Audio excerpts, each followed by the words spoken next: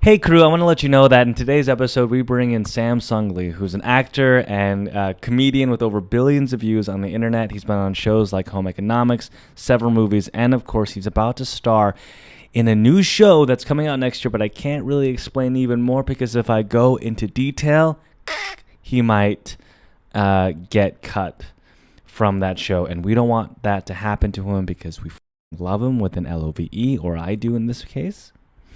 Anyway, I know it's been a while, but that's the quick little intro. And I want to remind you that this podcast isn't a creator economy podcast. This isn't NPR. This is just people that come in, and whatever I want to talk about inside my head, we just vibe. Because, this is the Bottle Club. You know what, y'all? This is the Bottle Club, where we just talk about some things. It's a vibe. And with that said, here is the episode. So it's like very, very, very soft. By the way, why do you carry baby wipes wherever you go, by the way? Like, I know you just took a poop in my place, and I do apologize that I ran out of toilet paper, but is that the reason why? Because you visit a lot of places that don't have That is not the reason. toilet paper? Oh, shit. Is yours even on? Damn it. Is it not? Oh, my God. Can you speak? Hello. Oh, shit. I'm so sorry. Speaking. Oh, that's good. It's working now. Speaking. Okay. So, yeah. So what's the whole deal with the toilet paper situation going on here? I mean, why do you bring the baby wipes wherever you go? I know this isn't the most intriguing thing when it comes to like starting up a podcast, but I'm curious about this. I would be too. I'm about to blow your mind, man. Because you blew yourself in the bathroom. No. Okay. No. I blew something else out of my butt. No, that's what I mean. That's what I mean. Yeah. Oh, I don't mean like blow yourself. No. I was very confused. I was like, what does baby wipes have to do with that? Okay. No. Oh, no, I'm so sorry. I didn't mean it like that. God, this is a PG podcast almost. We're just going to cut like all of that out and No. just jump right into this. Yeah. So I never carried this around, but like I actually don't. Okay, so I don't carry it with me. I leave it in my car, and the reason why is because I saw one of my friends do it, and I had the same response. I was like, "Why doesn't it like dry up? XYZ, whatever, like that's so weird." But then he was like, "Dude, no, like." It's so convenient because how many times in your car do you just wish you had a baby wipe or like like a napkin. Or a tissue paper. Like the other day, like actually, no. Like literally yesterday, I was eating ice cream in my car and I dropped some on my hands and it got a little bit on my car seat on like the dash. And I was like, oh crap, like this is so messy. But then I was like, I'm good. I got baby wipes. And so it's no longer sticky or anything. Yeah. And I actually also, this is my setup in my passenger seat. I'm getting ready. I keep a pack of baby wipes at all times. Mm-hmm. I keep a pack of tissue paper as well as a mini car trash can. All I do is I take a cereal box, like those cereal bins, the recycle cereal bins, and I put plastic bag. So everything's like pretty much clear and clean and organized in your car. It's not organized. It's pretty messy, but it's just at least it's not sticky. It's not sticky. It's not sticky. Yeah, because I went to I can't believe it. Sometimes I go to fast food restaurants and I always want to cry every time I go because I feel disgusting afterwards, Yeah. Like, you know how you go to a McDonald's but you don't want to tell anybody that you went to McDonald's? Does that ever happen? Like, where'd you go for lunch? Yeah. And you're like, I didn't eat. I don't think I've ever been like, I got McDonald's. It's always like, I got McDonald's. It's not. This is what I believe in, right? So I go to a place. Yeah. And if I look around and I see the patrons and they look like there's acne coming out of their face and they're like pudging out, I go, no, I cannot eat here at this moment because I don't want to be like them. And that's every single time I go to In-N-Out Burger, which is delicious. But then I look around and I think, oh my God, do I want to give up right now? I'm putting a lot of people down right now that like, oh my God.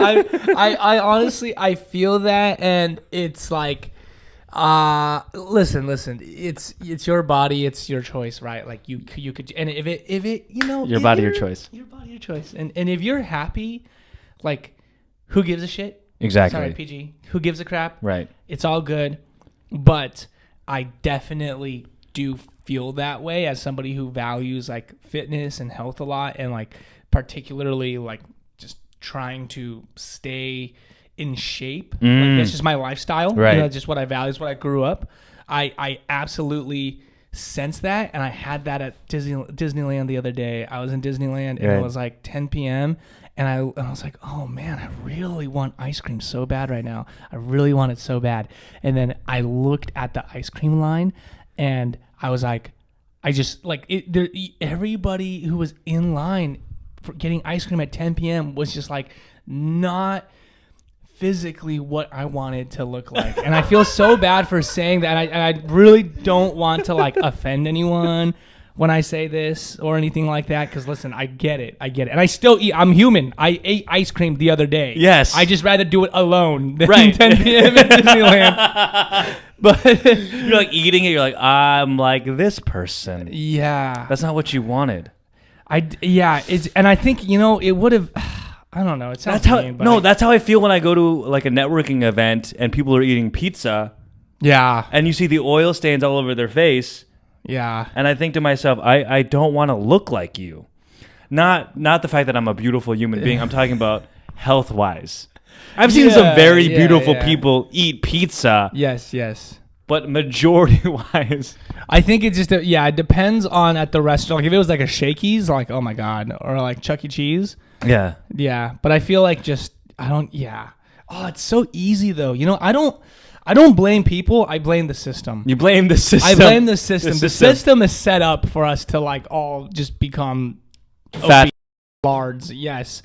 Like literally think about how many restaurants you drive down that is just like for the majority of the world, I guess, or city in Los Angeles or just in the United States. I mean, obviously, if you go to different pockets, like you'll be like if you go to like Koreatown or like whatever, like obviously there's going to be more. But majority, if you go to like... If you ever been on a road trip anywhere in California, it's like everywhere you want to stop by to eat, it's like, okay, well, a diner is probably as healthy as you're going to get. But then even then... It's like McDonald's, In-N-Out, Jack in the Box, Jack in the Box. That's like all that... I wonder if they could have like to-go Trader Joe's. So you go need to make that. And then there's a fast food area, but it's Trader Joe's, and there's a window. Hello, what would you like at Trader Joe's? You get it, and then they microwave, I don't know, those delicious pot stickers, and that's kind of healthy. It's time to email Trader Joe's. Yes, we should. It's time to email Trader Joe's.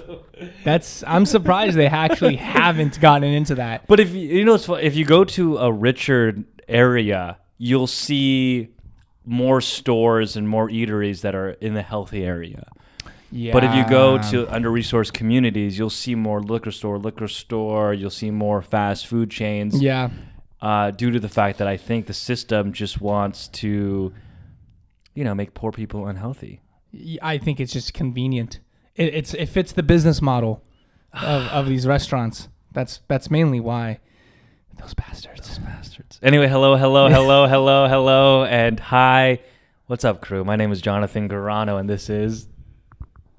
me. This is Sam. Sam Lee is the name. Yes, welcome to the Bottle Club, where we're about to talk about some things. Now, before we even get to like a couple things, because there's a lot of things on my mind, I know that you'll like it. Yeah. Just tell the people who you are quickly. Not the first time I've been on the podcast. Last time I wore a cowboy hat. No cowboy hat this time. You wore a cowboy hat last time? Yeah, you don't remember? You don't remember the first one? Well, that podcast was called Spill the Fuss. I don't remember. Oh yeah, I don't know. What is that? That was like that was like the interview podcast. This is just like chitty chat. You know what I'm saying? Yeah. Well, okay. I didn't know that you wore a cowboy hat. Yeah, I wore the cowboy hat. I was wearing a green shirt. I think we talked about it a little bit. Oh my god, I didn't even know this. Yeah. And we talked about how like you're a content creator making millions of views on the internet, probably 7 figures. Still kind of doing that. So I'm my name's Sam. I do content. I also am an actor. I've been acting a lot. Congratulations on everything. Thank you. There's been some awesome things that I've gotten involved with. It's going to be the best year of my life. I'm not even kidding. This year is going to be really special for me personally, as well as just for a lot of people in our community as well, which we could definitely talk about. I definitely want to get into that, but wait, Oh, I know that I don't want to go into your personal problems too much because you did tell me that there's some confidential stuff. But Yes. how about this on an abstract level of what you're supposed to say? Why do you think this is going to be the best year of your life? And maybe like 3 words without giving anything away, so that way no one gets in trouble. I feel like I'm on. Okay. I feel like I'm interviewing someone that's going to be like on a Marvel movie, and I'm not, and you're not allowed to give anything away. It's close, bro. It's close. Oh my god. Yeah. Let's see. Best. Living the dream. In 3 words, I'm living the dream. I like this, living the dream as an actor. Yeah. Good fucking yeah, man. Yeah. Thank you. You've been working hard at this since like 2015. So. Oh, even earlier. I started. Actually, yeah, about 20. Yeah, 2015. 2015. 2015. You graduated college, but you're still in their thing, and you're making shit happen. Yeah. I mean, almost 10 years. 7, 8. I just want to say that I'm really proud of you, especially by the fact that you are Asian American, and I know that this is not an Asian type of podcast, but because since you mentioned it, what type of Asian are you, and do you think that's kind of important right now in the work that you're doing, aka like in Hollywood? Yeah, you're a creator. There's a lot of massive creators on Instagram and YouTube, etc., which you are, but now you're headed in this traditional media sense. Yeah. So what ethnicity are you as an Asian? And then in addition to that, do you think that's important now? And if so, why and how does that mean to you? Yeah, I absolutely think it's like it's everything to me. I mean, my identity is like who I am, right? I think it's pretty important for all of us, and I think that. And so to answer your question, I am Chinese American. I'm Asian American. Although I have a 21andMe, is that what it's called? Yeah, 20andMe? 20andMe? 23andMe? 23andMe. I don't know, whatever it's called. Or one of those DNA tests. You're from Ethiopia? No. Oh, what? I thought this was going to be like a little hidden thing. Oh, I mean, maybe. I haven't taken it yet. Oh, you haven't taken it? Oh, that's why you're mentioning. Because I'm mentioning that I want to take it so I can figure it out for sure. All right. East Asian. I'm East Asian. Yeah, I mean, I actually was born in China. I was born in this town called Shenzhen, which is like the China side of Hong Kong. So it's like Hong Kong's actually connected to China, but it's through like a bridge, and then the bridge takes you to Shenzhen, which is like the closest. So I grew up in that area. But I moved to the United States at such a young age, so I would actually consider myself more American than Chinese. So you moved in like when you were like 3 years old, 4 years old. Yeah. I mean, I like visited China and stuff, but like, and I speak fluent Mandarin, but that was more so like just my parents wanting me to like learn a second language and be fluent in Chinese and everything. But I definitely feel more American, and I actually feel so strongly about people who grew up like me who are Asian American, but I don't like that word. I don't like the word Asian American because you don't? I don't. Explain this. What? I've always thought it was a little bit backwards, because listen, like when you say Asian American or African American versus just you're American, what you're doing is you're putting this label on yourself first. You're putting it's kind of like, you know, the phrase like don't judge a book by its cover. You're literally you're judging the book by its cover. So what I've actually always felt like would be better to just like change, and I'm just one person. It's not going to change. Maybe through the power. Dude, you heard about that guy that created lead, and then because of his one individual thing. Yeah. Lead poisoning, and so one person can make a difference. Okay, maybe not that kind of difference. Hopefully a better difference. The guy that doesn't involve killing people. The guy that created penicillin. Yes. Let's do that. Yes. Let's do that. I'm on board with that. I think it'd be really cool actually if at some point maybe everybody started doing this, because I just feel so strongly about this. But like, if I feel more American than Asian, why am I not American Asian? Why am I not American? Or why is someone not American African? Okay. Right? So I don't like the word Asian American, and it sounds so familiar now because we use it all the time. but I feel like it's always should have been, well, I'm American Asian. It's crazy how one little syntax of how language is used and also placed and rearranged equates to what people perceive you to be. Yeah. And I think putting the word American before Asian is you want people to understand that, hey, I'm an American first. Yes. And it just so happens to be that I look Asian. Yes. Is that fair? Yeah. I still think that the Asian needs to be in there somewhere, though, playing devil's advocate. Sure. That's why I put it second. All right, cool. That's why I go American Asian. Because we're treated as Asians in America, whatever that may seem to be. People might say they're colorblind, but I still believe that I am treated as an Asian by majority of America, regardless of what ethnicity they are, from white to black. So, okay. All right, the movement of American First. Yes. I mean, listen, like American-born Chinese, that's a book. Yeah. Okay. American-born Chinese, yeah. I see this. But I see this. Kind of there's something just so strong about saying, hey, I'm American Asian, like I'm American first. Why do you think right now, especially in Hollywood, this is important to be who you are? Do you think it's a good time to be Asian? It's the best time to be Asian. Oh, so, like, historically, it's the best time. Every year, it just gets better and better to be Asian. It really does.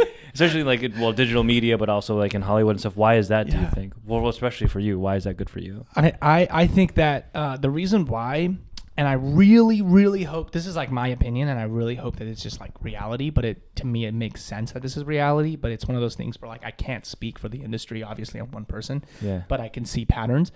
It's for the first time I feel like we're getting bored of the content we've seen for the last 40 years. Like we see one kind of content, we see the same stories over and over and over again. And I think now that the doors have opened, Crazy Rich Asians have come out. Black Panther has come out. Everything Everywhere. Everything Everywhere All at Once. I wish that movie was more popular, and it's still consistently getting popular. If you haven't seen it, go see it. It's fabulous. Did I cry multiple times? I laughed, I cried. It was the whole movie. It has everything for everyone. Yes. Yeah. There you go. Everything, everyone, all at once. Everything. Everywhere. So it's opening doors and it's all, I mean, there's so much to it, but it's a combination of like, I feel like the same content has been made over and over and over again. We've seen the same people, and now for the first time we've seen other stories, and we're like, what? Yeah. We haven't seen this. What? Like, this is a different world. Who is this individual that looks different from what I'm used to doing? An action in a culture environment that doesn't make sense to me, but I'm learning. It's not even, doesn't have to even be like Asian. Like if you look at like a show like Narcos or like Breaking Bad, if you look at the really, really crazy shows on TV right now, like, you can explore different stories, and it's really, really fascinating to see these different stories that just usually would have not been made. Like how many Westerns have we seen historically? Like, are we going to make another Western? Do you think like that Western's got to be freaking amazing? It's got to be like, it's got to be game changing, but that's hard. That's a hard, that's a high note to hit. But having like an Asian influence project would be, just be unique. We'd never seen it. We probably haven't seen it before. So for the first time. And it doesn't always have to be summarized in Kung Fu. Yeah. Yes. Interesting. Yeah. And you're excited about this. Yes. And I think it's just for the first time too. It's like we have projects that have historically also done well now, like even financially, which is just allowing more green lighting of these projects. We're allowing more people to. Shang-Chi is an example. Shang-Chi is a wonderful example. I mean, there's so much more. So many different projects, but that is really creating so much more diversity in the industry, and I think there's just so much hyper awareness of like inequality in the industry, and this is true too. Like I think discourse and education and conversations about this have really changed it. In 2013 there was like a really famous USC cinematic arts study about the industry in Hollywood, about how something like 91 or 92% of leading characters were white males. Jeez. Yeah. Not even females, like just white males, and that I remember seeing that, and everybody was like, "Yeah, that's wrong. That's weird." And I was like, "Okay, well, I guess it's not going to change. Like, it's just a study, whatever." But it did change, and people really, and like, the Oscars, the committee, they really opened up the committee to be more diverse and inclusive, and because people in positions of power are more diverse, we're adding more inclusion to those people in power. It's really, really creating more stories. Ultimately, I think you're absolutely right. I mean, I'm thinking about 2013, and I think the year after that, Master of None came out. Yeah. With Aziz Ansari, and so here is a project led by an Asian, American Asian, Aziz Ansari. American Asian, yes. And I think slowly through that, they're opening doors. And I think you're absolutely right. I was having a conversation with one of my friends. He works at Stripe, which is really cool. And he was talking about this alumni, because I went to UC Berkeley and you did too. Go Bears. Go Bears. And he was discussing how this one guy became an ASUC senator at UC Berkeley. And because he was Filipino, he just happened to relate to this individual. And then he decided, you know what? If he can do it, I'm going to run too. Yeah. And he ran, and then he won. And then when I was at UC Berkeley, he was the senator. And I was like, oh my God, this is possible. This exists. This opportunity is open for people like me. And then I ran, and then I won. And then during our conversation, I go, wow, this is why diversity is so important, because I understand that in America we are a melting pot, and oftentimes people believe in this like quote unquote colorblind, but we end up usually following in place and hanging out with people that we can find relatability with, and also feel comfortable with. And it just so happens to be that ethnicity is a big part of that, in this society. It's just what it is. And so by saying, hey, let's open these doors from 2014, these people of power opening these gates of like diversity, which I think is important. You're showcasing other American Asians that, hey, this exists. This opportunity exists.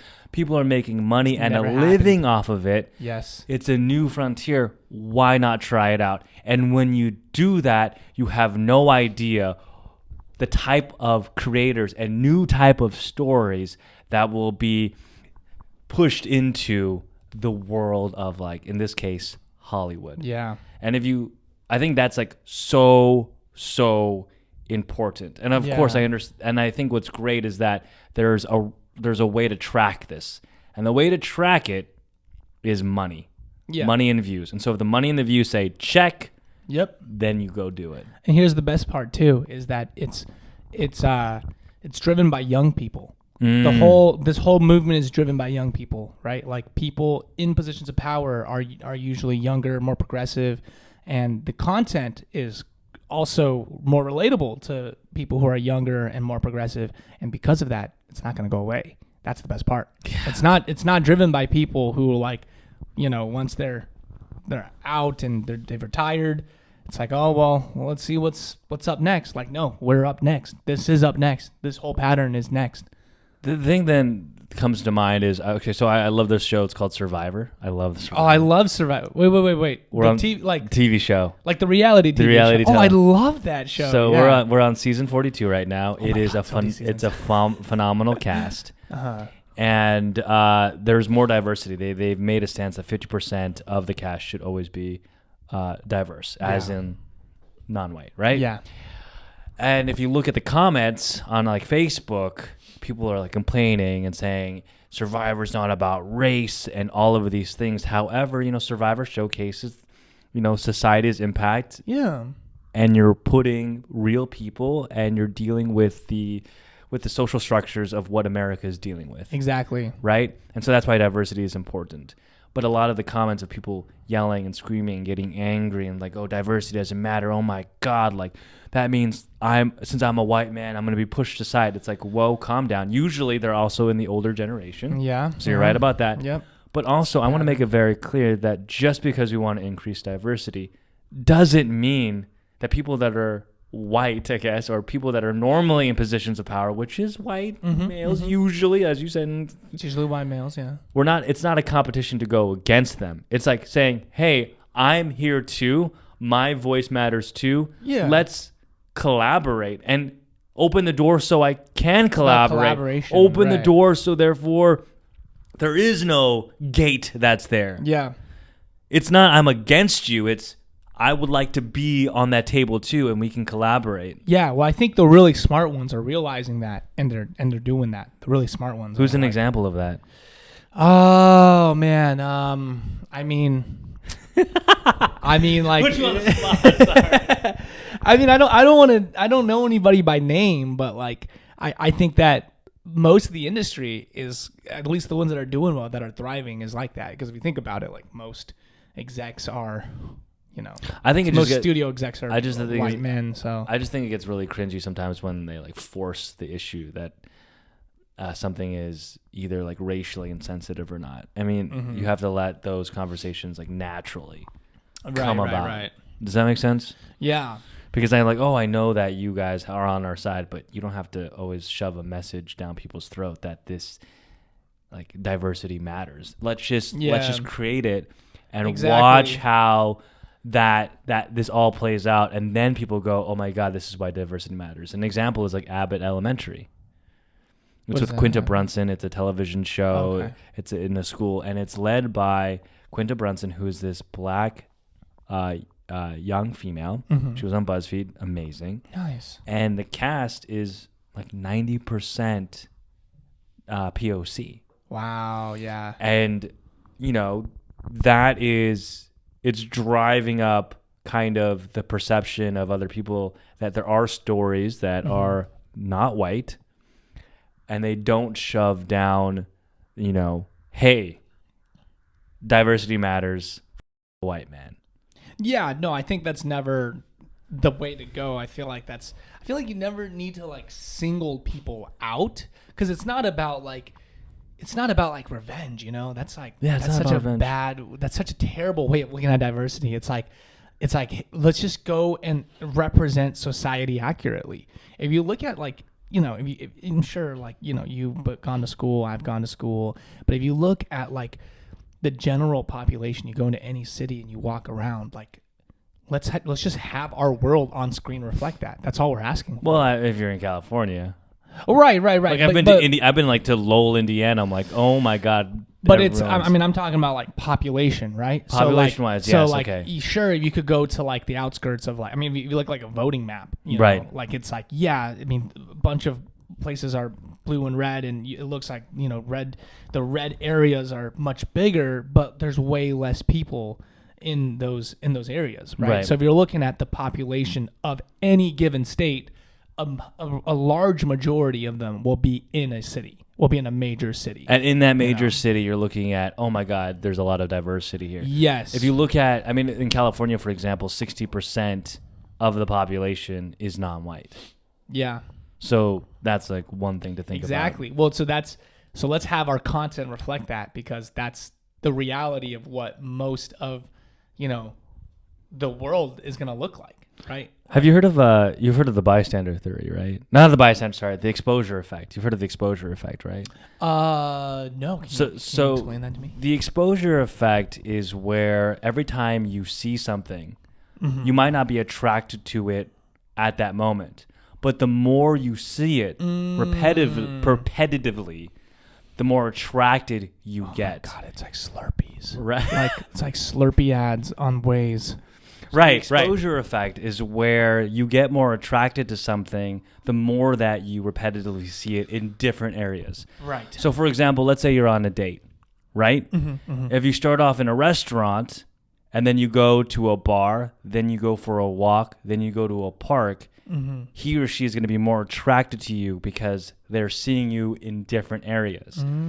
The same goes for, let's say, for example, you work with someone. You're like, oh, this person's not that attractive. But then because you're repetitively seeing them in different areas consistently, slowly you begin to get more attracted to them over time. Okay, here we go. Celebrities, for example. You see them on billboards, television shows, magazines. Now you're becoming more attracted to them. So if you, like Benedict Cumberbatch, for example, right? The more that you see him, you're like, oh my God, he's actually really fucking attractive. He is attractive. So now we get to, in this case, leading men in Hollywood. Yeah. That are consistently, repetitively shoved down our throats saying, hey, this man and the way that this man looks like, this is the ideal of what attractiveness is. And so what ends up happening is our society, Western society, believes that people that don't look like us are more attractive. Right. Now, if you open the doors, like you, for example, and now you're on magazines and now you're like everywhere, people begin to go, hey, this guy is attractive. I'm not saying that you're unattractive and you need to be exposed in different areas. Dude, no, you're But do you get what I mean? Oh, you're absolutely right. I cried when I saw Simu Liu on a poster. Because I was like standing in front. I remember the poster came out like, and I saw it in a movie theater, and I just stood up and I looked at it and like I literally almost cried because I saw myself. It was beautiful. It was like real. It was a really, really powerful moment for me, and I think particularly for me, I even related to that a little bit more because I'm like of East Asian descent, East Asian, yeah, and I think we also just kind of look alike. But that's why you're it was better looking. Oh, really? No, I'm sorry, Simu. No, I think so. I think so. Yeah, I mean, it was really nuts. And when I oh, watch out for the light! No. Okay, keep on going. Keep on.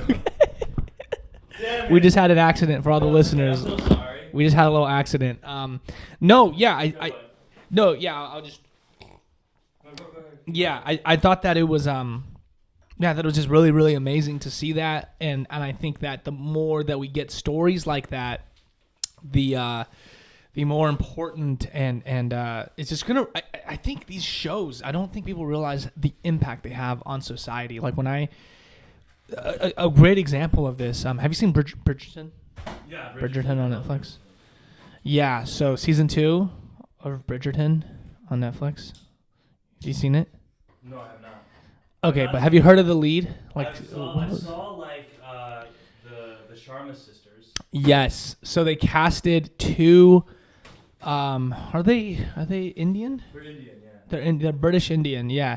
And I remembered watching an interview with them, and just they were sharing about how incredible it is to have these darker skinned Asian women as romantic interests, and we've never seen that, and I just think it's just a total game changer because it just normalizes that so much. And when I think back to old Hollywood projects, when I think back to like what is the ideal attractive female in Hollywood or just like in general, it's like a light-skinned. It's almost always reflected on what we see on TV because that's what we're used to. I mean, if everybody talks about watching TV and it's such a great bonding thing, and we spend hours watching a show, hours watching a movie, it's like the law of the exposure. The law of the exposure effect, right? And I think having a dark.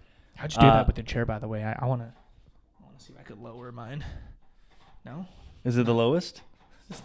I guess it is. Okay, anyway. I'm sorry. No, we're good. But no, you're absolutely right. I think that's why having a dark Asian is very important. That's why I want to see more Southeast Asians. Yeah. I mean, I love East Asians. Yeah. I would just love to see more. I think because because still this may sound problematic, but as much as I just feel like my stories as a dark Asian is rarely seen in the creator world. I agree. I would really agree with that. I think that that's a trend I'm seeing, and although it's really good for like Asian representation, I think one of the huge flaws I still see is like, I don't know what it is. Maybe it's a population thing. Maybe there's just so many more East Asians There's out there, so many more East or Asians. it's just like more popular, but like when I think of like Asian media in Hollywood especially, it's like very dominated by East Asian stories. People forget that being Asian is just not Chinese or Korean. Or Japanese. There's Cambodian. There's Filipinos. There's Indian as well. There's Lao. Yeah. I mean, definitely Indian. So that's just like something that I'm thinking about. But I mean, if you want to take away with anything from this, basically, if you're on a date, get exposed by that individual in different locations. Unless it's a first date. That is the first take. You okay? Don't offer to take them to a park on a first date. They'll probably freak out as a guy. Actually, what? Oh, no. Oh, that's true. I don't like, okay, when I go on dates, I'm not really someone that goes to a restaurant first. Yeah. I go, let's go for a walk, and then as we're going for a walk towards the location of the restaurant, if there's chemistry, then we go. And then when the bill comes, I go, hey, I take care of this, you take care of dessert. Okay, fair. I like right? And I hope that she pulls out her wallet at the same time. And usually I keep the date like under $50. But the reason why I think it's always great for a guy to pay for the first date is because I'm asking her if she wants to go out with me. Think about it kind of a job, right? Mm-hmm. You're the company, right? You're the company. Right. And that woman or that man, whoever you're asking on a date is the interviewee. Right? Okay. Mm-hmm. And it is this like give and take of trying to see if the interviewee matches the company and if the company matches the interviewee. Yeah. But at the end of the day, who pays the interviewee if they're on the job? The company. Because I'm the one that decided to hire you. Right. So that's how I see it. Okay. Right. Am I saying that the guy, if in the case majority, is like the prize? I don't know, but I think looking at different companies, we need, like a company needs the employer the company needs a good employee to make the company, explode and grow. This is like, I'm thinking that a relationship is like a company. Where am I going with this? Let's just move on. By the way, I want to show you something which is really cool. So I'm working on this AI project called DALL-E. Sure. And so let me explain what DALL-E is. So DALL-E is this open AI software that allows you to input anything. And when you do that and you make it very specific, it will create 10 unique photos that don't exist anywhere. So an example is you would say a photo of a pink elephant on a skateboard in New York City. Boom. And it creates it 10 unique. So okay. I wrote something for you. And okay. Then, so you know how you were eating Panda Express on the table? Yeah. Okay. Yeah, it was, yeah. So for this, I put Chinese teen guy in a dark shirt eating Chinese fast food with a silver fork on a white circular table. Because you're wearing... That's just what... I'm wearing a dark shirt. You're wearing a dark shirt. You were eating Panda Express. So I'm going to generate that right now. It's going to take 10 seconds. And this is unique. This isn't just like some secret screenshot. No, this is not... this is not a Google screenshot at all.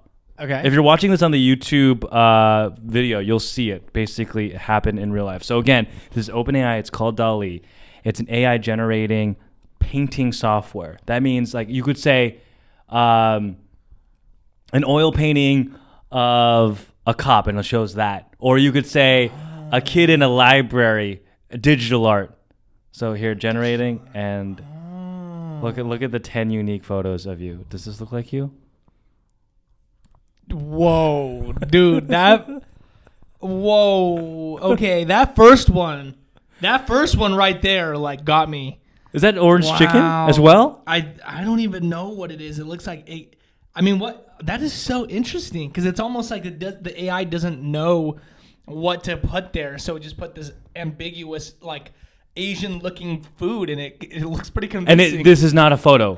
It's not a Google photo. Doesn't exist anywhere. How about this? I'm gonna go back. I want you to just type whatever you want. Type in.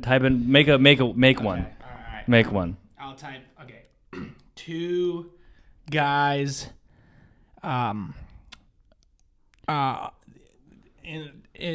a podcast studio talking to one another. Do make it like digital art or an oil painting or something. Digital art. Okay, here we go. So this is the longest 10 seconds of life. Okay. This is so sick. Just generating the It's just generating the photos. Let me show it to the YouTube audiences here. Oh, don't worry. I'll put it here in the big screen. Perfect. Okay. Here we go. That's cute. Go. It's so cute. You guys should check it out. Open. Whoa! Okay. Whoa. Dude, that's crazy. I know, right? Oh my god. Whoa. Okay. And how did I have so many questions. And this is all unique. This is all unique. This is all unique. This doesn't switch on. It doesn't exist. These photos, these drawings don't exist anywhere on the internet. So how it works basically is this AI has tracked all the paintings and all the photos throughout the entire time of our lives, like on the internet that's been recorded.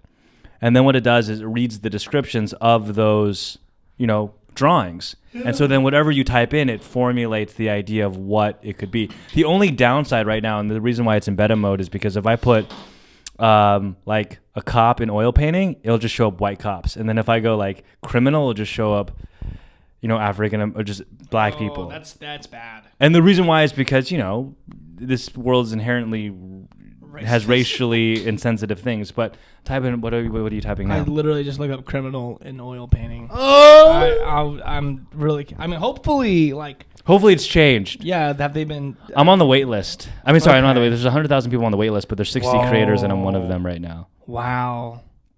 Oh my God. This is... Oh my God, there's so many... Okay, yeah. It's gotten better. It's gotten better. It's gotten better. Holy shit! They listen to me, maybe. Oh, wow. This is exciting, dude. Wow. Because white people can be criminals, too. That's exactly. If anything, probably more so. Wow. Dude, wait. That's kind of... Okay, what is it? Make something cool after this. Okay. And then let's talk about AI a little bit after this. What is the craziest image we could think of right now? Spiral staircase, I guess. I'll do a cop. A cop? Climbing spiral staircase with... Oh, with surrounded by... Okay. Do you think like watermelon balloons? Watermelon balloons. Balloon. Comma digital art. Gotta put in the digital art. We gotta put in the digital. I think a photo of it would look weird. You know what I'm saying? This is crazy. This is so specific. Oh my God, this is dangerous. This is dangerous, man. We'll talk about it in a second.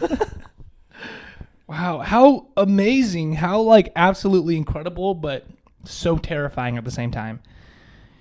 Oh, if this gets in the wrong hands. Oh, dude! Wow, this is sick. Surrounded by watermelon. That's okay. Whoa! Look at some of these. Wow, dude. Let's. You want to save this for a bit? And then look at this one. This one's good too. The one right. Let's go back real quick. Let's save this image. I really love this. This is amazing. Let's go back. And then look at this one. Look at this one. This one literally has watermelon balloons. Oh my God. This is so beautiful. They kind of missed the cop part, but I guess we did overload them with a lot of different things to focus on. Yeah.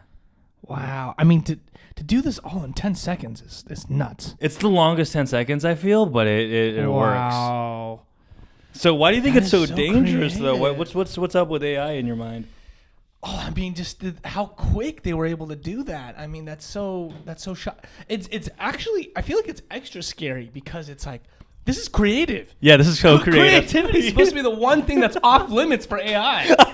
You know what I'm saying? Right. A lot of people will feel like they're getting replaced, but I think AI could be a tool that humans can use. But I believe that if you are a concept artist, yes, this could be quite scary. That is quite but scary. Imagine if you type something out, then you see this, and then maybe it could inspire you to brainstorm something. Yeah. Oh, but it's just so much cheaper. I don't. Yeah, than paying someone $500 to do a entire concept art. Yeah, because think about. Well, I mean, I guess it agrees on the level of specificity, right? Because I guess this AI does only. I mean, it's still beta, but one thing that I want to say that the more that I think about AI is that the one thing it relies on human thought and human storytelling. Yeah. And so I don't know if AI at this moment can think of creative descriptions or creative stories that humans can just yet. I don't know. I'm worried. I don't know. I mean, right now at this moment we're safe, but I mean, if you tell 5 years ago you told me this thing was going to exist, I'd be like, bullshit. Bullshit, you're lying to me. But here we are today, right now. So Well, this is crazy. As a creative director that makes videos, I'm kind of scared in regards to if you can type something and it makes an entire like movie or YouTube video or advertising video out of it. However, I don't know if AI can create like a digital human who reacts to something that they see. Like the reactions that we just did right now, I don't think an AI can generate that just yet on camera. I don't know if there's enough source material out there. I feel like it's just a matter of time. I mean, I could. It's very clear that faces are still like it's a struggle to do faces right now, and that makes sense because that makes sense to me. Well, these are unique photos, remember? So these faces don't exist. So I mean, they do look like their faces look like puzzle pieces. It's a little distorted. It's like their nose is like to the left. Yeah, but I mean, it's man, this is so. I think you know my opinions on this. What is your opinion? The specific app is that it's gonna be kind of gimmicky in terms of like if you were like an artist, like it's still a little gimmicky because like maybe it's limited by certain things or whatever. And I think that in general, the community is just gonna like it's too lowbrow. It's too like you can't let an AI speak for art, for artistic expression. You cannot let an AI speak for art. Yes. But can you? I think. Well, I think so. That's what I'm saying. In the artistic scene. What is your definition of an art, of art and of an artistic scene? I mean, look, I'm not like an artist, but I think yes, you are. You're an actor. No. Okay, so yes, I'm an artist, but I'm not a traditional. Like canvas painting artist. Okay. And if we're going to talk about like oil paintings, XYZ, whatever here, like this app is still essentially stealing everything from, well, I guess that opens the questions of like what's stealing, because doesn't everybody kind of steal from everyone? But I think, well, it's not really stealing. Remember, it's taking all the descriptions of every single painting and every single drawing in the entire world that's ever existed. Yeah. And thinking how humans could potentially make it based on those descriptions. So wow, I think this is going to be a powerful tool for people who maybe are not in the artistic side, but on the business side, who are more data driven. I think it's like a shortcut to that. I mean, if you want to see this in action, of course, go to the YouTube channel and watch this. But I think you're absolutely right. I think AI. Okay, this is what I just realized now talking about with this everything. I think because we live in this like capitalistic like idealism of our lives, like everything revolves around making money. Yeah. That I think automation and in this case also AI, artificial intelligence, is there to drive profits for businesses because you're making everything efficient. Yeah. Up to a point where even creative is supposed to be efficient. But then the question is true art efficient? No, it's absolutely not. And anybody who thinks so just has the wrong idea of what art is. They have the wrong idea of what that piece of content like that is. You can't because it becomes soulless, and it's obvious to people that it's soulless. It's like this human idealism. You know, who made a? Okay, have you heard of this theory? It's the nuclear deterrent theory, where actually I don't know if that's what it's called, but it's the theory that world peace can be achieved with nukes. I mean, it's a pretty common. Wait, world peace can be achieved by nukes? Don't nukes like destroy the world? Like what? We're so full of humans are so full of our like the nuclear deterrent theory. Okay, explain this theory. Explain the nuclear deterrent theory. So it's kind of this like really bizarre theory where like, oh, we all have nukes. Like no one wants to use nukes to destroy the world. So by threatening to destroy the world, no one's gonna want to do it. So no one's gonna go to war, because a war is gonna create basically just the annihilation of our species, right? Right. And as cute as that is, I think it's just so wrong in so many different ways, and I think that it's a great short-term solution, but like at the end of the day, you're just creating, like, I think Albert Einstein who said this, but it's like the quote is like, if you're making, like, what's the intention of creating something you're not going to use. It's a lie. If you create it, you are going to use it. You know, like at some point. I don't have one, but yeah. Okay, that's go. yeah. So how does AI incorporate into this theory? Well, so right now, that's why I'm saying it's short term. It's a short term solution, right? But because here's the issue that we're already running into as a species. Every major government, and this is probably some top secret thing that I'm sure has tons of hours and thousands of, if not millions, of files that are totally just like top secret. Right. Is not public, but I promise you, every single government in the world who can afford to and who needs to, who is a major player, this includes, our country, United States, China, Russia, every single country who's a major player, a major world power, is spending billions, if not trillions of dollars developing artificial intelligence right now, specifically for warfare. Oh my God. Specifically. And I think that is kind of the scariest thing about AI is like it's going to. I don't think it's going to be like the sci-fi version where it's like we're going to all die because like AI is going to take over, but it's going to be one of those things where like AI is going to inadvertently create chaos and destruction and death and all those negative things, mainly because well, with nukes right now, right, with nuclear weapons, they're mainly used through like ICBMs. That's one of the scariest What's ways. ICBMs? ICBM is an intercontinental ballistic missile. Okay. I think that's exactly what it's called. But it's essentially this missile that is like near impossible to stop. Jesus. Like it moves at a speed of like thousands of miles an hour, and it's like really unpredictable. You can propel it to have different patterns of traveling, and so essentially you can't stop it. It's not like even like airplane dropping bombs or whatever, because like you can see an airplane you can shoot down and move slow enough. Yeah. So and you can have enough technology, a radar can detect it, right? Right. But with ICBMs, you can launch it remotely. There's no pilot. It's all like it's already actually automated. It's already using artificial intelligence. Oh, so while things are going, it can automatically detect it and destroy it. So an ICBM already works like that. Okay. An ICBM is like the weapon, right? Right. But right now, every country says they have the technology to stop an ICBM, but the truth is we really don't. And there's interviews of people, like you can find out there are people of like professionals who are like, that's BS, because the defense companies that make those quote unquote, anti-air defenses, like they're selling a product and they set it up, and all the tests they've done is like set up in a way to clearly make it succeed. Right. But the reality is a real ICBM is like really, really close to impossible to stop with right now with our technology. But that's where artificial intelligence comes from. Right. It's a really terrifying thought. I mean, the only thing that's deterring nuclear war is literally the idea of like an eye for an eye.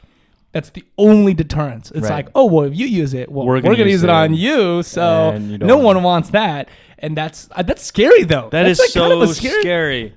I feel like we're in a Mexican standoff, right? Everyone's pointing their weapons in front of us. Wait, is that racist? The Mexican standoff? No, I mean that's a good analogy. Okay, good. Yeah, I didn't think it was. You said you can't say, but everyone's pointing their weapons at each other. Yeah, and it's who is going to shoot first. But because everyone's pointing their weapons at each other, but no one's going to shoot. That sounds like the way to not get shot is for everyone to have a gun. That's like. It's so bizarre. So AI is coming in to stop these ICBMs? Yeah, so AI is coming to stop these ICBMs. And on paper, it's like, oh, wow, that's great. Like, we want to get deterred from nuclear war. But that's actually terrifying.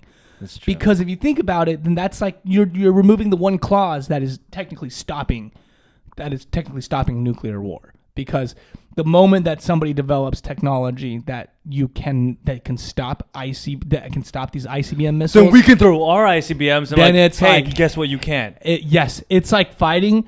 It's like if everybody has a sword but no armor, and then suddenly a guy develops armor, like that guy is going to get a lot more confident than everybody else who doesn't have armor. It's like a Mexican standoff yet again. Everyone's pointing their weapons, but the one guy is like having a bulletproof body gear.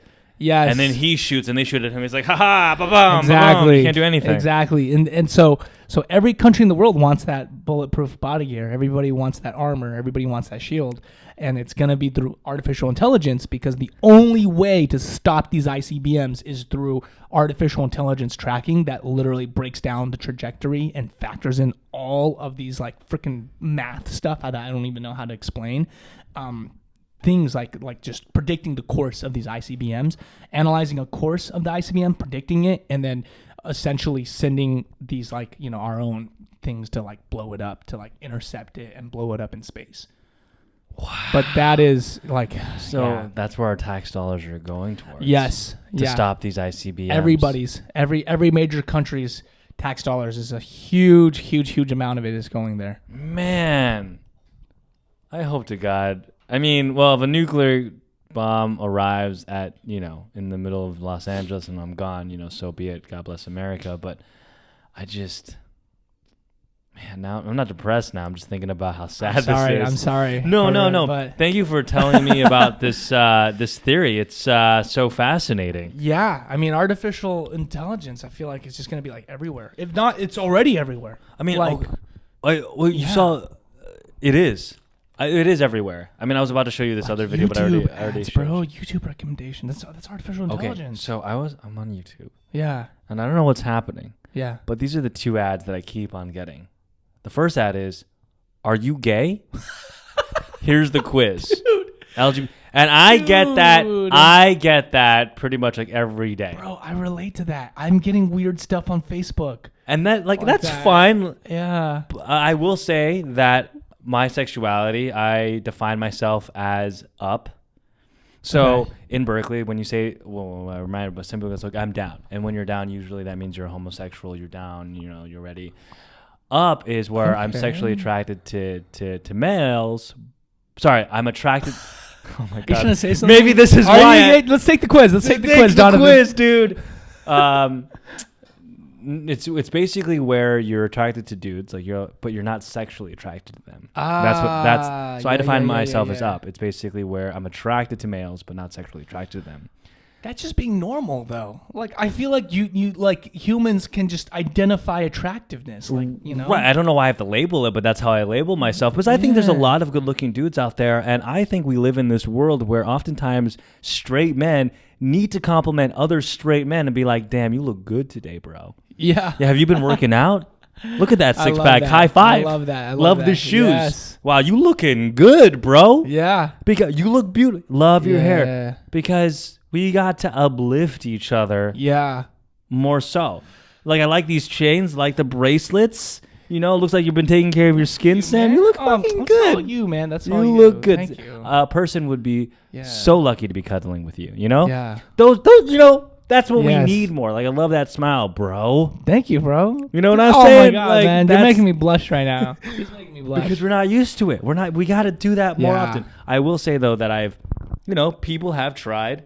I have gone to the point of that quiz thinking, wait a second. Am I? And so when I was in college, UC Berkeley, there were some guys that were super smooth. Like, we're in the elevator, and they're like, "Jonathan, please kiss me." And I'm like, "I don't know if I want to right now."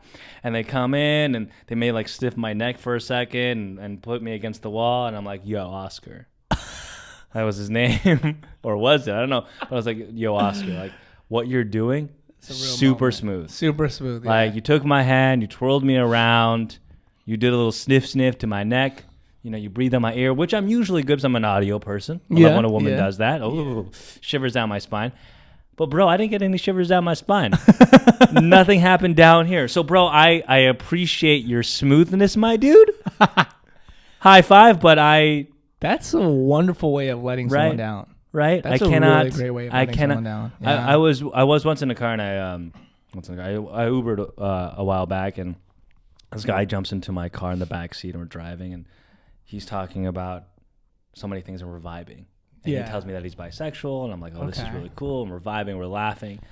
I get to the end of the trip, and before he gets out, he goes, "Question, would you like to come in and have sex with me?" Just like that? Just casual. Hey, quick question, bro.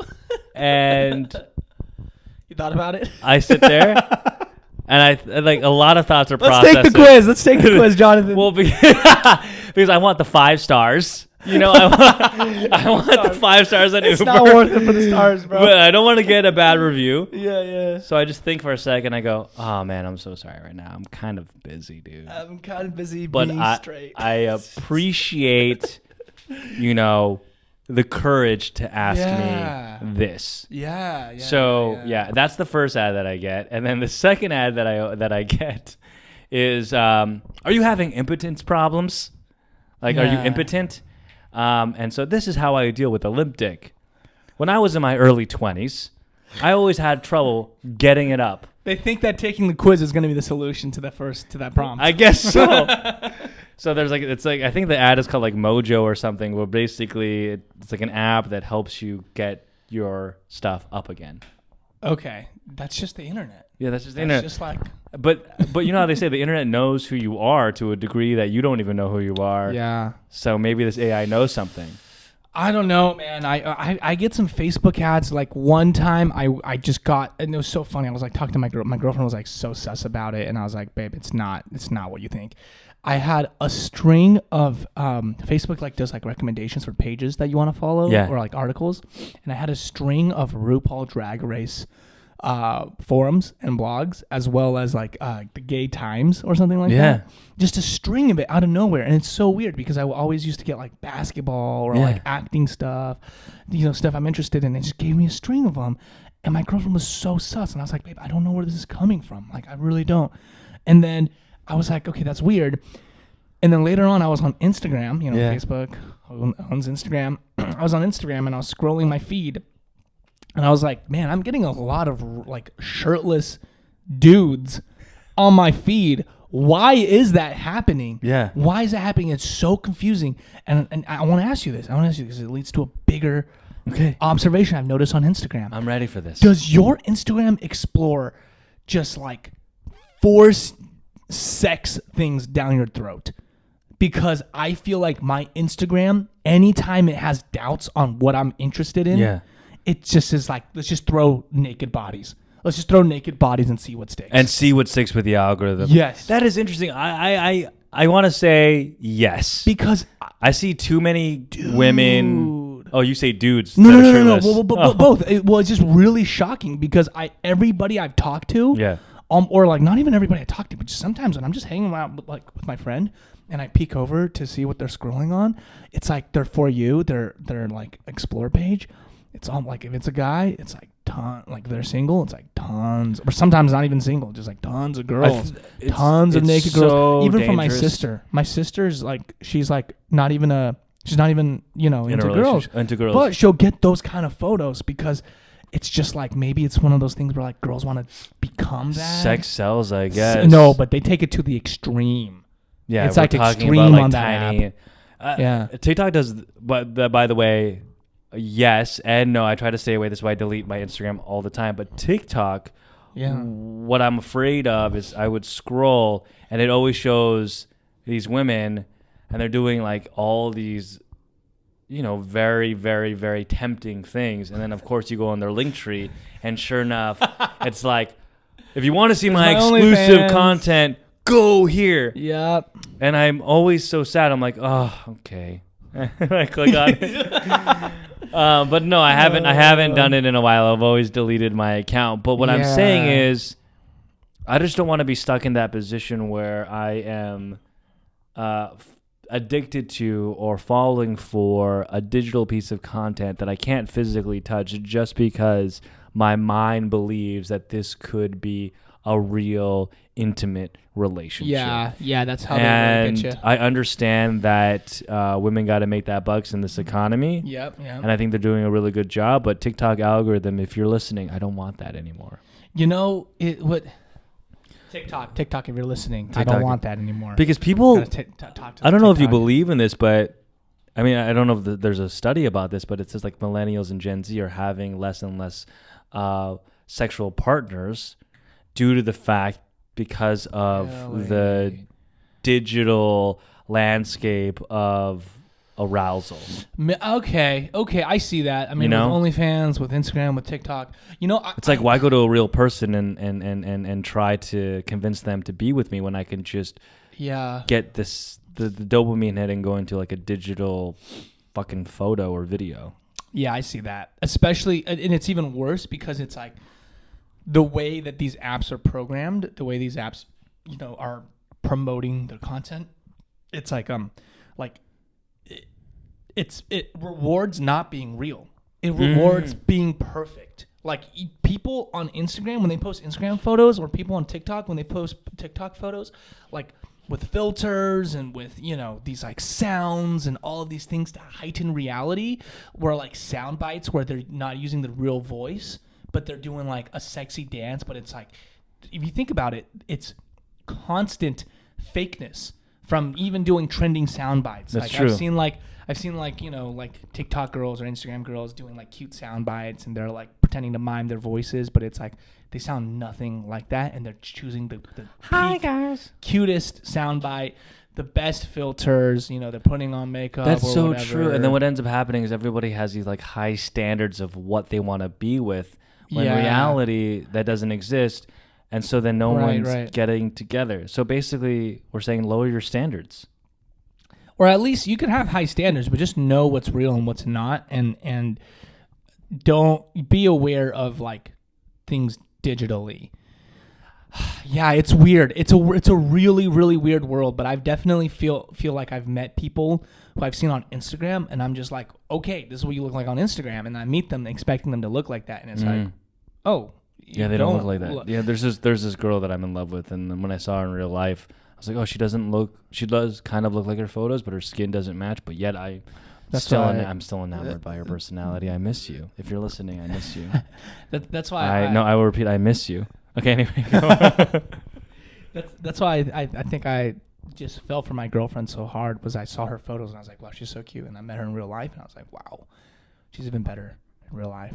Wow. Than in the photos. So that's, if there's a sign for if you're attracted to someone, if someone looks even better than in the photos, that's like, all right, sign up. I think that's what I'll have, like really ugly photos, like with like all scars, and then I'll show up and I'll just Photoshop badness. Oh man, it's dangerous. It's so dangerous. And I don't know about you, but TikTok is not as bad for me. Instagram seems worse for me. Instagram seems to want to sell me sex like way harder than TikTok. So what I've done is I've made sure that anytime those arousal TikToks show up, I scroll really fast. And then anytime that's something that's not it, that I kind of want, what I'll do is I'll repeat it, watch it, download it, like it a few times, literally make sure that I'm rewatching this video, because I'm like, TikTok, please God, this is what I want. Yeah. But also, what's happening right now is I'm just getting this entire situation of this creator overload, and it stresses me out. Like with TikTok, I'm getting all this like information, like this is how you do this, and this is how you do that. This is what's coming in, and I'm getting overwhelmed. One of the biggest things, and you're a creator, and I don't know if this is ever happening to you. Don't worry, we're almost done. Yeah. You okay? You're having fun, hopefully. Oh yeah. So I don't know if this happens to you, but so there's this newsletter. It's called Publish Press. Yeah. And what it does is it talks about the creator economy and all of these things that all these wonderful things that creators are doing, making millions of dollars, all these different side projects. Yeah. And every time I see these things, I go, because I'm a creator, what am I doing? And also, what path do I take? Yeah. What direction do I jump into? Yeah. What talent fits with the content that I'm supposed to create? It's hard. And then you become overwhelmed because you see all these like successful creator stories. And I know that maybe because secretly I'm comparing myself, but then I go, I don't know where to start as a creator. And then I just want to jump off a bridge and sit in my freaking bedroom and get more ads about how I can't get it up. You know what I mean? Like that's, but you get what I mean. Like, if you ever need someone to talk to, I'm here. But does that happen to you as a creator? Where, I mean, you're so lucky where you're consistently, but how did you find your direction? How did you know, like, okay, this, I'll double down on this? To be honest, I still haven't. I'm still figuring it out. And I think that, I think for people who figure it out, it's like so obvious to them. Like, and I think so much of it is like luck, right? Like, it's just like somebody, like, I know the stories of people who's figured it out. It's very, very clear to me how someone figures it out. You know, like I was talking to a close friend of mine who he makes like reaction videos, and for him, his formula was so simple, which is he just does one thing, and he wants everybody to really realize what that one thing. And it's actually amazing because it's like hacking TikTok and social media algorithms. All it is you really want to find in the first 3 seconds of your video, super hooking, and you know who your audience is, and you know what content it is. See, that's like difficult. I mean, the only thing I know is that the podcast, but see what exactly. In a lot of ways, I think you have the algorithms. You figured it out. Now it's a question of, you know, is the way that you're doing the podcast clickbaity enough for TikTok? Right. You know, or like what are trending TikTok topics that seem to drive people to be more interested in? Maybe for you, it's like you need to talk about a specific subject. I know like Trevor Wallace just started a podcast where he just talks about like dude shit and like has that's porn not stars us. on his Stiff side. socks. Exactly. That's not us. But it's so clear. It's like the audience is so clear. Like if you are that 17 to 19 to 20 or however old horny dude, like you're gonna check out Stiff Socks. Yeah, it's easy to jump in and just listen to dudes talk about sex with porn stars. Like it's really fucking obvious, right? But like, you know, I think what holds a lot of us back is that we're just too creative. We want to do too much. Yeah, and then people are saying like you can do so much. That's what I struggle with because I feel bad for people who does one type of video and digs themselves in a hole. Because as an artist, as an actor, that's my biggest fear. That is, God, yeah. That's why I like when I was on like the Jubilee videos. Yeah, it was so great that they just had someone directing me to do things. Yeah, and I think maybe that's as a super creative person. I think sometimes we just have to know our skills and just be someone direct us. Yeah. I think, By the way, what will it take before we leave for me to like maybe work with you one day? Like, what do you need from me? Do I need to like? What do you want me to grow my following more? Showcase that I can actually do this. Yeah, what will make you respect me as a creator? So therefore, we can work Jonathan, with I already beyond. respect you. What do you think I'm doing here, talking to you right now? This is working, right? This is counting. Oh yeah, that does. Oh, that's Oh, thanks. What are you talking about, bro? Oh yeah. Yeah. I mean, listen, if like at some point, you know, you're like working on a show or something, then it becomes like, well, what can I do for you? You know. Well, that's the goal. I want to do that. Yeah. I want to be able to like work, but okay, I just have to. You're gonna make me cry. Thank you for that. Yeah, man. I don't know why I'm not appreciative of that more often. Yeah. You know, the other day I was driving. No, you are. I think you're very appreciative. Yeah. Yeah, I got to work on that. You okay, dude? No. You okay, bro? Okay, so I was in San Francisco. So I'll end with something. So last year, I had the best financial creative year in my entire life. Oh, nice. Yeah. I made like over. Yeah. I know. High six figures and everything. You're telling me about it. Yeah. But at the end of the year, as I paid off all my debt and everything, paid taxes, and I just thought about it, and I was like, I'm not really that creatively fulfilled. I was happy about the opportunity, happy about the interactions that I had with every single individual that worked with me. Yeah. The only difference was I took a step back and I go, what did I really create? And is it something that I will return to? And for me, art is about, can I go back to it 10 years, 20 years, 15 years, 30 years from now and appreciate it, right? I love that, yeah. And so the following year, which is this year, because I was in this weird spiral, I hit up one of my mentors, and her name is Karen X Chang. She has 1.1 million followers on Instagram, and we've known each other for 8 years. Yeah. And I said to Karen, I said, hey, listen, I love everything you do. We've brainstormed, we worked together a little bit, but this is what I would love this year. Whatever you need. Yeah. A filmer, an editor, a person to brainstorm, an administrative assistant. I would like to be your main person right next to you. And I don't care about pay because I think this will be creatively fulfilling for me. I think that's such an incredible thing. I just want to say this is such an incredible thing I've noticed over and over again with you, and just like knowing you and knowing how you work, is your willingness to do that. Like your willingness to maybe humble isn't the word, but it's like somebody taking on an internship for the sake of learning or for the sake of just understanding, right? And I think that's something I really like aspire and I really like look up to in you, is like the openness to just like, dude, I'll double down on doing something with like no expectations or with nothing in return. And I have trouble myself doing that, but like that's something that I really like admire in you. Thank you, man. What I admire you in a high regard is the fact that you have these like goals, and there's nothing that gets in your way to get it done. I mean, one of the coolest things that you told me was basically you wanted to become an actor, and you had this opportunity to get like a full-time great job. Yeah. And you said no. Dude, that was a crazy weekend. What happened? Oh my God, dude. Yeah, that was, I mean, I was about to get a full-time job, like shooting for a vape company, being a videographer for a vape company. I mean, at the time, out of college, the pay was pretty good. It was like $25 an hour. It was really good, yeah.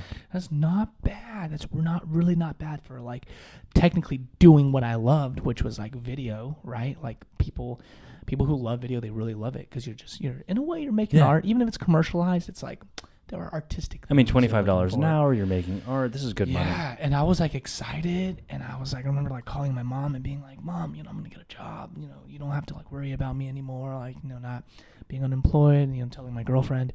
But then like, I just remember like that weekend, I got dinner with some of my old actor friends. Yeah.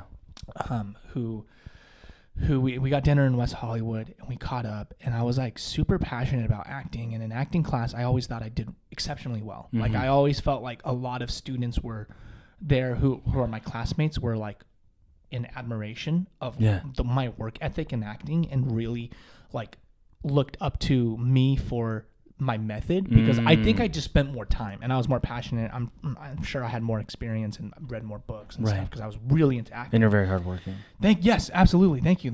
And I just remember like talking to them, and they were like, yeah, I moved to LA, and I'm like signed with X agency, doing XYZ, getting into auditions, doing all this. I just went out for this show, freaking, fresh off the boat, freaking, Euphoria.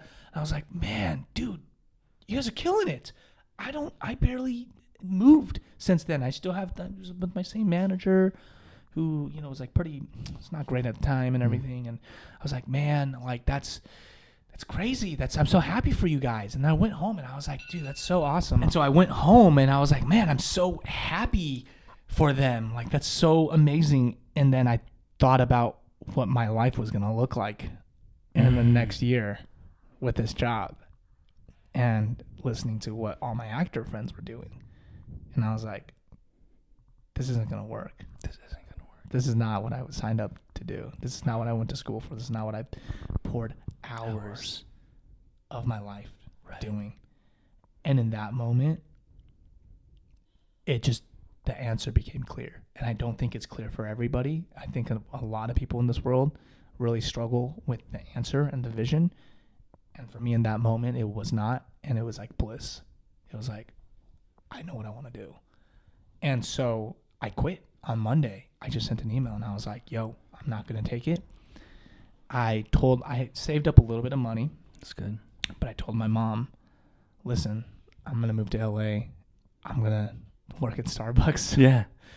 And I'm going to do this. I'm going to be in LA. I want to be in LA. And I want to be an actor. And I want to double down on this, because this is, what am I doing? Yeah. If I did that, cool, like stability, but I just wasted 4, 5, 6 years of my life doing what I wanted to do, training for what I wanted to do. Yeah. For the sake of stability. It made no sense to me. So I took a leap of faith, moved to LA, moved to a place in East LA. I was paying like $400 a month for rent. Like Love living that. dirt cheap. And I was so lucky. I think I'm one of the, I sometimes look at my career journey, my life journey, where I am today, and I truly feel like I'm one of the luckiest people like in this town. Wow. Because I just hit the ground running. Like the first month that I moved to LA, I landed a life-changing job with Markian at Smile Squad. That's right. Yeah, like life-changing. 3 million followers on Facebook at the time. Yeah. You were making viral videos for them, and you were acting basically. Yeah, I was basically acting full time. I mean, it was that being a content creator is very different from being an actor. I'm realizing, although there is a lot of overlapping, it is significantly different from being just an actor. And it's like crazy to be able to do that, though, like to be able to be a creator, be able to act. And I hit the ground running, and did it for years. And, now I'm an actor and I'm planning on acting for years and all of that. And it's, it's going to be the best year of my life. Wink, wink, whatever that means. Wink, wink. It's going to be a good year. It's going to be a good year for Sam. I think the crew, I think the good lesson here from Sam is that sometimes you just have to take a leap of faith. Yeah. And just go. Have to. My uncle, he sometimes we're Asian. He's like, you got to just make that money first and then do what you want to do. But then but what I've learned is when you often chase money and you're not doing what you really want to do, you end up losing a lot of money and time. I agree with that. Every time I chase money, I've gone broke. So that's like something to think about. And also look out for your mentors, And hey, listen, like something that I've also realized too is like everybody's journey is different. Everybody's story is truly different, and there is no one size fits all. There is no one method fits all type of thing. And I think that a lot of these advices are warranted and they follow a pattern. But for somebody who does go and chase the money and find fulfillment and then success later on, that could work for them. I'm not saying that can't work, right? But I think that usually the repeated, just the essence of that is the heart is at the wrong place. The heart is at the wrong place. Right. And so in general... How about this?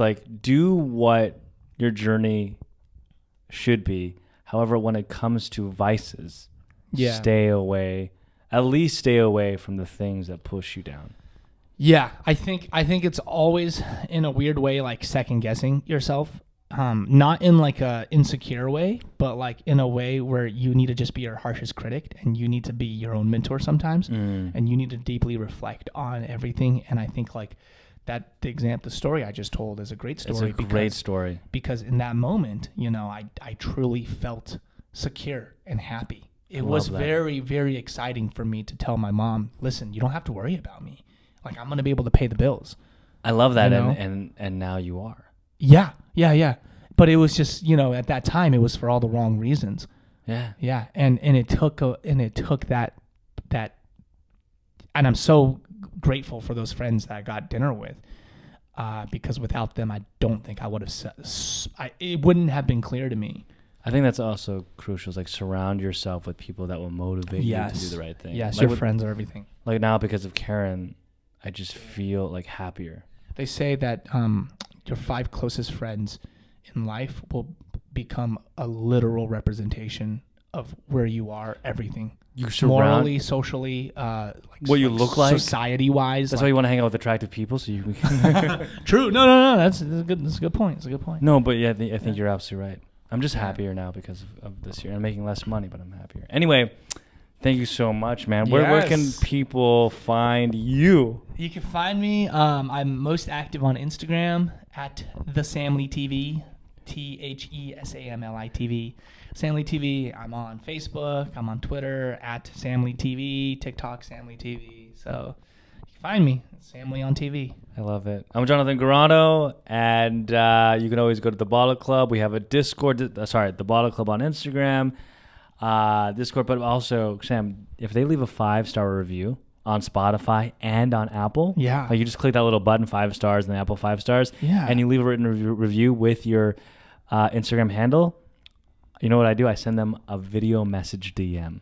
Dude, leave a review. Get that DM. All right, guys, I love you. LUV. Peace. Okay, cool. Nice. Thank you so much, Sam. Yeah, man, of course. Dude, that was awesome. That's cool, man.